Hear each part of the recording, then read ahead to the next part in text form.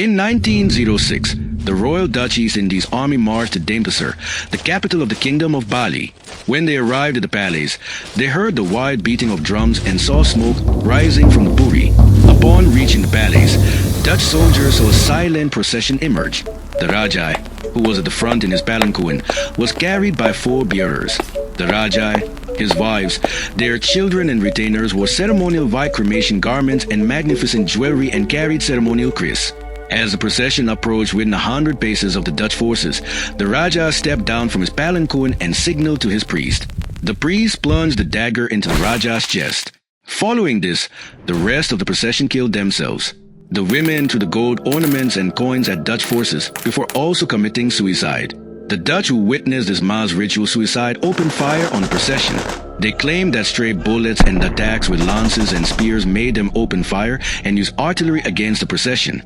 Historians believe the Rajah's procession included about 1,000 people, and the Dutch mowed them down and callously looted gold ornaments and coins without regard for dead and plundered the burnt-down palace.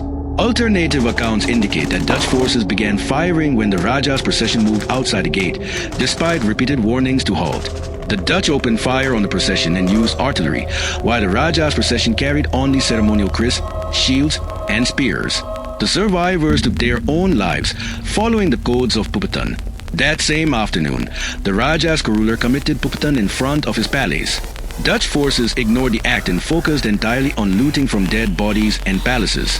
As for why the Bali royal family chose death over surrender, it was because the kings and nobles refused to be ruled by foreigners and viewed surrender as dishonorable. As a Hindu kingdom, the Balinese believed in samsara, the cycle of life, death, and rebirth. In their culture, death was not the end but part of a greater journey. They did not view puputan as a defeat. They regarded it as a heroic sacrifice because Bali Hinduism places greater value on martial valor. Also in Bali, priests played a powerful role. They pressured kings to uphold this tradition even when the king or nobles refused to resist the Dutch. For example, in the city of Kisiman, the local king refused to lead armed resistance against the Dutch. In response, a priest killed the king, set the palace on fire, and abandoned the city. When the Dutch armies arrived, they found it deserted. This incident made it clear that kings and nobles had to comply, otherwise they were at risk of being overthrown or even killed by their priests.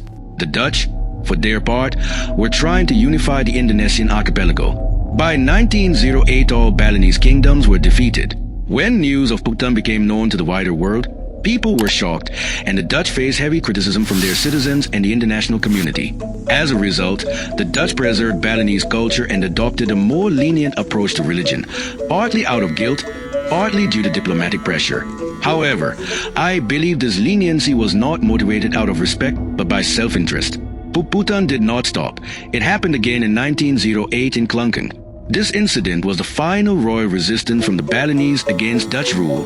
Whatever the outcome of puputan, we cannot overlook the martial valor of the Balinese royal family. Their resistance, though symbolic, inspired generations of Balinese people to keep the spirit of resistance alive and ultimately contribute to their freedom from Dutch colonial rule. Thank you for watching this video. Please subscribe, like and share.